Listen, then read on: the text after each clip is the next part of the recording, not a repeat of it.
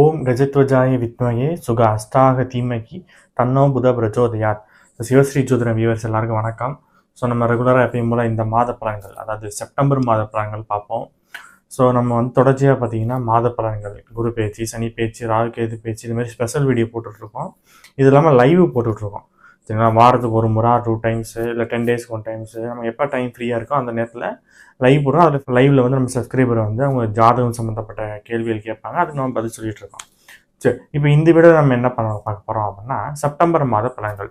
September மாதம் அப்படின்னா என்னென்னா ஆவணி மாதத்தில் பாதியும் புரட்டாசி மாதத்தில் பாதியும் வரும். இந்த புரட்டாசி மாதம் ரொம்ப விசேஷம். ஏன் அப்படின்னா இந்த புரட்டாசி விரதம், புரட்டாசியில் வந்து பார்த்தீங்கன்னா நிறைய பேர் வந்து பெருமாள் வழிபாடு பண்ணுவாங்க. அதுக்கு முக்கியமான காரணங்கள்லாம் இருக்குது. ஏன் புரட்டாசியில் வந்து அசைவம் சாப்பிடக்கூடாது அப்படின்னு முன்னோர்கள் சொல்லியிருக்காங்க அப்படின்னு விஷயங்கள்லாம் இருக்குது. ஸோ வந்து ஒன்றா பார்ப்போம். ஸோ முதல்ல இந்த மாதம் செப்டம்பர் மாதம் பார்த்தீங்கன்னா 5ஆம் தேதி பார்த்தீங்கன்னா மிலாடி நபி அண்டு ஓணம் பண்டிகை வருது. மிலாடி நபி ஓணம் பண்டிகை கொண்டாடும் அனைவருக்கும் சிவஸ்ரீ ஜோதிடம் சார்பாக அனைவருக்கும் வாழ்த்துக்கள். அதே மாதிரி 8ஆம் தேதி பார்த்தீங்கன்னா மகாலயபட்ச அமாவாசை. ரொம்ப சிறப்பு வாய்ந்த அமாவாசை வந்து மகாலயபட்ச அமாவாசை. மொத்தம் 3 அமாவாசை ரொம்ப ஸ்பெஷல். வந்து தை அமாவாசை, ஆடி அமாவாசை, புரட்டாசி அமாவாசை. இந்த புரட்டாசி அமாவாசை தான் பார்த்தீங்கன்னா மகாலயபட்ச அமாவாசை அப்படின்வாங்க. இதுதான் ஒரு ஸ்பெஷல் என்ன இருக்குது அப்படிங்கிறத பார்ப்போம். நம்ம முன்னோர்கள் வந்து பித்ருலோகத்துலேருந்து புறப்படும் நாள் வந்து ஆடி அமாவாசை அப்படின்வாங்க. பூமிக்கு வந்து சேரும் நாள் வந்து பார்த்தீங்கன்னா புரட்டாசி அமாவாசை, அதாவது மகாலயபட்ச அமாவாசை அப்படின்வாங்க. மீண்டும் பித்ருலோகத்துக்கு செல்றது வந்து பார்த்தீங்கன்னா தை அமாவாசை அப்படின்வாங்க. ஸோ இந்த 3 அமாவாசை ரொம்ப முக்கியம். அதில் இந்த மகாலயபட்ச அமாவாசை அது புரட்டாசி மாதத்தில் வருது, ரொம்ப விசேஷம். உங்களோட இது ஸ்பெஷல் என்ன அப்படின்னா, சில பேர் வந்து திதி கொடுக்காம இருந்து திதி கொடுப்பாங்க. இப்போ வர மாதம் திதி கொடுக்க மாட்டாங்க, அந்த வருஷத்தில் வர திதி தான் கொடுப்பாங்க. சில பேர் அந்த வருஷ திதியை விட்டுருவாங்க. ஸோ அவங்க என்ன பண்ணுவாங்க, ஆடி அமாவாசை, தை அமாவாசை இப்படி இந்த அமாவாசையில் கொடுத்துட்ருப்பாங்க. சில பேர் இருக்காங்க பார்த்தீங்கன்னா எந்த டேட்டில் இறந்தாங்கன்னு தெரியாது, எந்த திதியில் இறந்தாங்கன்னு தெரியாது, அதாவது அவங்களுக்கு எதுவுமே தெரியாது, அவங்க இறந்த டீட்டெயிலே தெரியாது, முன்னோர்கள் வந்து இறந்த டீட்டெயிலே தெரியாது. அப்படிங்கிறவங்க வந்து இந்த மகாலயபட்ச அமாவாசை அன்னைக்கு அவங்கள நினச்சி மனசார நினச்சி திதி கொடுக்கலாம். தேதி திதி எதுவுமே தேவை கிடையாது. ஸோ இது ஒரு ஸ்பெஷல் இந்த அமாவாசையில். ஸோ இன்னொரு ஸ்பெஷல், ஏன் புரட்டாசியில் ஏன் விரதம் இருக்கிறாங்க? புரட்டாசி மாதம் என்பது பார்த்தீங்கன்னா பெருமாளுக்கு உகந்தது. ஏன் பெருமாளுக்கு உகந்தது அப்படின்னா, இந்த புரட்டாசி மாதம் தான் பார்த்தீங்கன்னா சூரியன் வந்து கன்னி வீட்டுக்கு வருவார். சூரியனும் கன்னி வீட்டில் இருப்பார், புதனும் கன்னி வீட்டில் இருப்பார். இந்த கன்னி வீட்டுக்கு அதிபதி யாருன்னா புதன்னா பெருமாள். ஸோ இப்போ அந்த இடத்துக்கு சூரியன் வரும்போது இந்த புரட்டாசி மாதம், ஸோ அந்த புரட்டாசி மாதம் ஏன் வந்து விரதம் இருக்கிறாங்க அப்படின்னா ஆன்மீக ரீதியான காரணங்கள் நிறைய உண்டு. ஏன் என்ன சொல்லுவாங்கன்னா, இந்த நம்ம பெருமாள் வந்து சைவ பெரியர், அதனால் வந்து அவருக்கு உகந்த மாதத்தில் அசைவம் சாப்பிடக்கூடாது அப்படின்பாங்க. இன்னொரு சயின்டிஃபிக் ரீசன் நம்ம முன்னோர்கள் சொன்ன காரணம் என்ன அப்படின்னா, இந்த புரட்டாசி மாதம் பார்த்தீங்கன்னா இந்த 2 காட்டான்னு சொல்லுவாங்களா, அந்த மாதிரி, அதாவது மழையும் இருக்கும், காற்றும் அடிக்கும், வெயிலும் அடிக்கும், எல்லாமே இருக்கும், மிக்சடாக இருக்கும் இந்த மாதம் ஃபுல்லாகவே. ஸோ இந்த மாதிரி மாதத்தில் அசைவ உணவு சாப்பிட்டோம் அப்படின்னா சீக்கிரம் ஜீரணமாகாது. ஸோ அதனால் என்ன பண்ணுவாங்கன்னா அசைவம் சாப்பிட வேணாம், அசைவம் சாப்பிடுங்க அப்படின்வாங்க. ஸ்பெஷலாக துளசி தீர்த்தம் குடிக்க சொல்லுவாங்க காலையில் வெறும் வயிற்றுல. ஏன்னா வந்து ஜீரணம் ஆகிறதுக்கு. எது காரணம்னா இந்த காலநிலை மாற்றத்துக்காக. ஏன்னா காற்று அடிக்கும், மழை பெய்யும், வெயில் அடிக்கும், எல்லாமே மிக்சடாக ஆகிறதுனால இந்த காரணத்தை சொன்னாங்க. சரி, ஓகே, இதுதான் இந்த மாதத்துல சிறப்புகள். சரி, இப்போ நம்ம இந்த மாதம் கிரக நிலைகள் எப்படி இருக்குது அப்படின்னு பார்த்துருவோம். ஃபர்ஸ்ட் குரு பகவான் வந்து மே மாதத்துலேருந்து இங்கே தான் பயணம் பண்ணிட்டு இருக்காரு. சுக்கிரன் வந்து பார்த்தீங்கன்னா 14ஆம் தேதி சிம்ம வீட்டுக்கு வந்துடுவார். அது வரைக்கும் கடக வீட்டில் இருப்பார். சூரியன் வந்து பார்த்தீங்கன்னா 15ஆம் தேதி வரைக்கும் சிம்ம வீட்டில் தான் இருப்பார். அதாவது ஆவணி மாதம் சொல்லக்கூடிய 15ஆம் தேதி வரைக்கும் சிம்ம வீட்டில் தான் இருப்பார். அதுக்கு பிறகு கன்னி வீட்டுக்கு வந்துடுவார் சூரியன். அதாவது புரட்டாசி மாதத்தில் சூரியன் வந்து கன்னி வீட்டில் இருப்பார். புதன் வந்து பார்த்தீங்கன்னா 15ஆம் தேதி வரைக்கும் இங்கே தான் இருப்பார், சிம்ம வீட்டில் தான் இருப்பார். 15க்கு பிறகு கன்னி வீட்டுக்கு வந்துடுவார் அவரும்.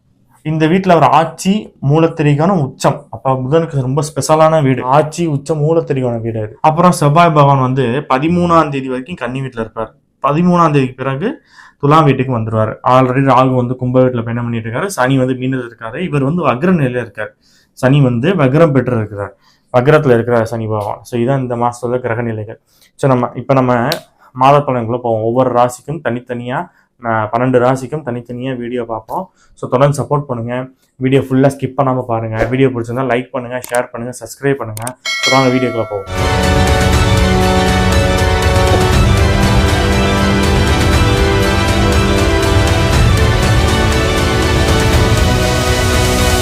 இப்போ நம்ம மேசராசிக்கு பார்ப்போம்.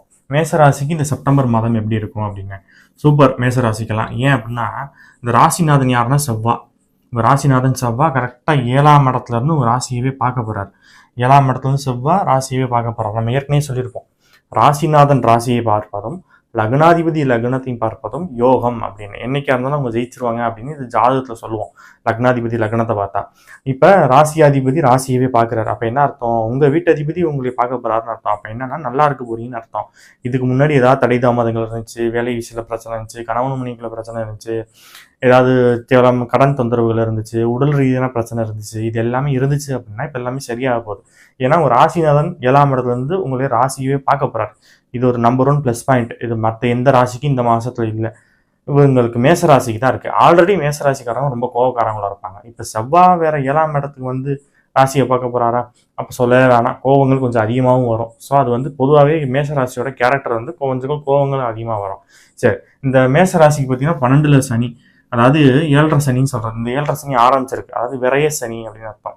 இந்த 7.5 சனியில என்னென்ன பாசிட்டிவ்ஸ்லாம் இருக்கு, எல்லாரும் என்ன நினைப்பாங்கன்னா 7.5 சனி ஆரம்பிச்சுன்னா நெகட்டிவ் அப்படின்னு நினைச்சிட்டு இருக்காங்க.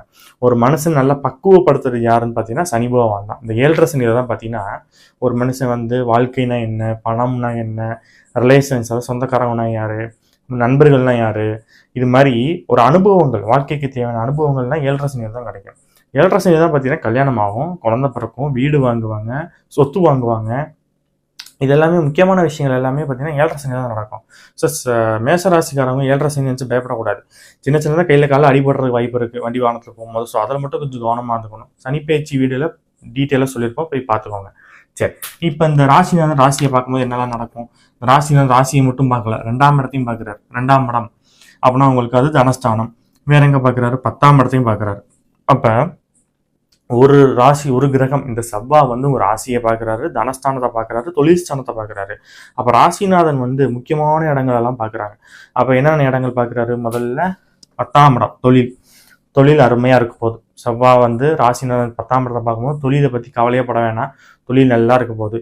ஏன் அப்படின்னா 2ஆம் இடத்தையும் செவ்வாய் பார்க்குறாரா? 2ஆம் இடம் தனஸ்தானம், வருமானத்தை குறிக்கிற இடம். அந்த இடத்தையும் செவ்வாய் பார்க்குறது. அப்போ தொழில் ஸ்தானத்தையும் பார்த்து வருமானத்தை குறிக்கிற இடத்தையும் பார்த்தா தொழில் பண்ணி வருமானம் வரப்போகுதுன்னு அர்த்தம். இதனால நீங்க நல்லா இருக்க போறீங்க. ஏன்னா ராசியையும் பார்க்குறாரா செவ்வாய். அப்போ 10, 1, 2, 3 இடங்களை செவ்வாய் பார்க்கும்போது இந்த மாதம் மேசராசிக்காரங்க அடிச்சுக்கிறதுக்கு ஆளே கிடையாது. நம்பர் 1 இந்த மாதத்தில் 12 ராசியில் எதுனா மேசராசி தான். சரி, 2ஆம் இடத்தை செவ்வாய் பார்க்குறாரா? 2ஆம் இடத்தை செவ்வாய் பார்க்கும்போது என்ன ஆகும்? கொஞ்சம் பேச்சு அதிகமாக பேசுவீங்க, கொஞ்சம் கோவமாக பேசிடுவீங்க. ஸோ அதை மட்டும் கொஞ்சம் பார்த்துக்கணும். மற்றபடி உங்கள் பேச்சுக்கான மரியாதை மதிப்பு எல்லாமே கிடைக்கும். உங்கள் பேச்சை 10 பேர் கேட்பாங்க. நல்லா வருமானம் வரப்போகுது. ராசிநாதன் தனஸ்தானத்தை பார்க்குறாரு. அப்போ உங்கள் மைண்டு கான்சன்ட்ரேஷனே பார்த்தீங்கன்னா இதில்டா வந்து பணம் சம்பாதிப்போம் அப்படின்ட்டு மணியை பற்றி திங்க் பண்ணிக்கிட்டே இருப்பீங்க, வருமானத்தை பற்றி திங்க் பண்ணிக்கிட்டே இருப்பீங்க. ஸோ இது ஒரு மிகப்பெரிய பாசிட்டிவ் இந்த மாதத்தில். சரி, 7ஆம் இடத்துல செவ்வாய் வந்து ராசியை பார்க்கும்போது வேற என்ன கிடைக்கும்? சொத்துக்காரகன். செவ்வாய் யாரு? சொத்துக்காரகன். அப்ப சொத்துக்காரகன் ராசியை பார்க்கும்போது சொத்து வாங்குவோம்னா எல்லாருக்கும் அப்படி கிடையாது. ஜாதகத்துல நல்ல டைம் நடக்கிறவங்களுக்கு வந்து இந்த சொத்து வாங்க யோகம் வரும். ஒரு சில பேருக்கு வீட்டுக்கு தேவையான சுப பொருள்கள் வாங்குவாங்க. சுப பொருள்னா எது வேணா இருக்கலாம். ஒரு TV, mixie, grinder, washing machine, sofa, இது மாதிரி சுப பொருள் எது, அதுவும் சொத்து தானே. வண்டி வாகனம் வாங்குறது, இது எல்லாமே சொத்து தானே. ஸோ அப்போ அதுக்கான யோகம் வரப்போகுது. இது இல்லாம 7ஆம் இடம் தான் வந்து களத்திர ஸ்தானம்னு சொல்றது. களத்திர ஸ்தானத்துல உங்க ராசிநாதனே போறாரா? அப்ப களத்திர ஸ்தானத்துல ராசிநாதன் அப்படின்னா களத்திரம் அமையும் அர்த்தம். களத்திரம்னா என்ன? கல்யாணமாகும் அர்த்தம். கல்யாணமாகவும் 10ஆவதுக்கு அந்த குரு வேற பாக்குறாரு. குரு வேற 7ஆம் இடத்தையும் பார்க்குறாரு, 7ஆம் இடத்துல இருக்க ராசிநாதனையும் பார்க்குறாரு. 7ஆம் இடம்ங்கிறது நான் சொன்ன மாதிரி கணவனாக இருந்தால் மனைவி ஸ்தானம், மனைவியாக இருந்தால் கணவன் ஸ்தானம். ஸோ அப்போ நிறைய பேருக்கு மேரேஜ் ஆயிரும். மேசராசிக்காரங்களுக்கு மேரேஜ் தடைங்கிற பேச்சுக்கு இடம் இல்லை. மேரேஜ் ஆயிட போகிறோம். சரிங்களா? இந்த மாதத்துலேருந்தே அதுக்கான வாய்ப்பு வருது. ஸோ இந்த மாதத்துலேருந்து அதுக்கான வாய்ப்பு வருது மேரேஜ் ஆகிறதுக்கு.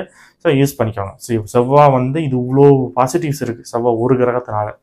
சரி, அடுத்து உங்களுக்கு 2ஆம் அதிபதி சுக்கிரன், 7ஆம் அதிபதி சுக்கிரன் 5ஆம் இடத்துல இருக்கிறார். அற்புதமான இடம் 5ஆம் இடம். 5ஆம் இடத்துல இருக்கலாம்.